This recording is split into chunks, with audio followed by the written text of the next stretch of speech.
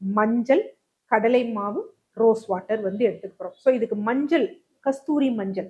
So நம்ம ஏற்கனவே ஒரு பதிவு வந்து போட்டிருக்கோம். எதற்கு எந்த மஞ்சள் வந்து யூஸ் பண்ணணும், நீங்க அதை போய் பாருங்க, உங்களுக்கு இன்னும் நல்லா தெளிவா பிடிக்கும். ஸோ கஸ்தூரி மஞ்சள் வந்து 1/2 டேபிள் ஸ்பூன் வந்து எடுத்துக்கணும். இதனுடன் கடலை மாவு வந்து என்ன பண்ணணும் அப்படின்னா 1/2 டேபிள் ஸ்பூன் வந்து எடுத்துக்கணும்.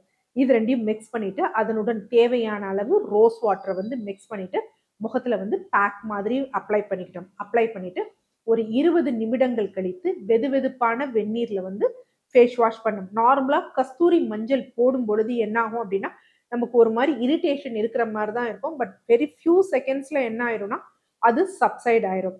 ஸோ இங்க மஞ்சள் எதற்காக நம்ம போடுறோம் அப்படின்னா மஞ்சள் உங்களுக்கு தெரிஞ்சதுதான், நல்ல ஆன்டிசெப்டிக், தாபிதத்தை வந்து கண்ட்ரோல் பண்ணும், அதற்காக வந்து கொடுக்குறோம். இந்த கடலை மாவு எதற்காக போடுறோம்னா கடலை மாவு நார்மலாவே எக்ஸ்போலியேட்டிங் பண்ணும். ஏன் கடலை மாவு போட்டா கலரிங் அப்படின்னா இப்போ நம்ம வெயில் படுது, கொஞ்சம் நமக்கு மெலனின் பிக்மெண்டேஷன் ஜாஸ்தியா இருக்கு. ஸோ அதை இது பண்ணிட்டு அடுத்து நார்மலா ஆரோக்கியமா நம்முடைய ஒரிஜினல் ஸ்கின் கலர் வருவதற்கு இந்த கடலை மாவு வந்து ஹெல்ப் பண்ணும். அதான் எக்ஸ்போலியேஷன் சொல்றோம். ஸோ அதனாலதான் இந்த இது பண்றோம். ஸோ இந்த காம்பினேஷனை வந்து நம்ம போடும் பொழுது நமக்கு ஸ்கின் வந்து நல்ல ஒரு க்ளோயிங்கா வந்து இருக்கும்.